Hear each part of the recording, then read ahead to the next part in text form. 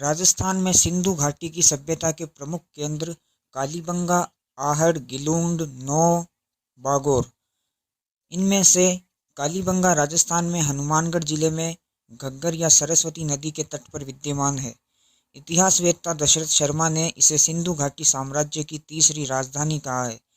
1953-1961 में अमलानंद घोष ने इसकी खोज की।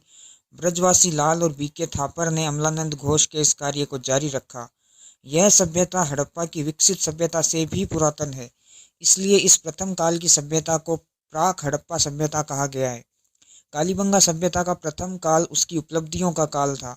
कालीबंगा के प्रथम काल की सर्वोत्तम उपलब्धि एक जुते हुए खेत के अवशेष हैं। उस युग में भी कृषि लोगों का मुख्य उद्यम था। पुराविदों के अनुसार यह कृषि विश्व में अब तक प्राप्त समस्त कृषि क्षेत्रों में सर्वाधिक प्राचीन है। यहाँ एक ही खेत में साथ साथ दो फसलों को उगाने का साक्ष्य प्राप्त होता है।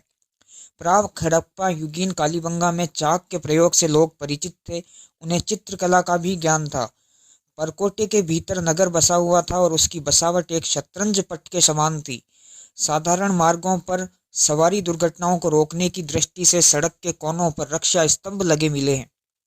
कालीबंगा के उत्खनन से प्राप्त शतरंज व चौसर की गोटियों से सिद्ध होता है कि ये मनोरंजन के साधन थे।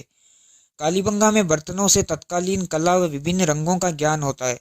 प्रत्येक श्रेणी के बर्तनों की विशेषता के आधार पर उन्हें निम्न संज्ञाएं दी गई हैं: फैब्रिक ए, फैब्रिक बी, फैब्रिक सी, फैब्रिक ई। यहाँ भूकंप का प्राचीनतम साक्ष्य मिला है। यहाँ बेलनाकार मुहरें भी मिली हैं। अग्निकुंड या हवन कुंड, तंदूरी चूल्हे के दृश्य या अलंकृत ईंटें मिली हैं। तांबे के बैल की आकृति व सूती कपड़े के साक्ष्य मिले हैं। चूल्हों से धुआं निकालने हेतु उनमें विशेष प्रकार का छेद बना दिया जाता था।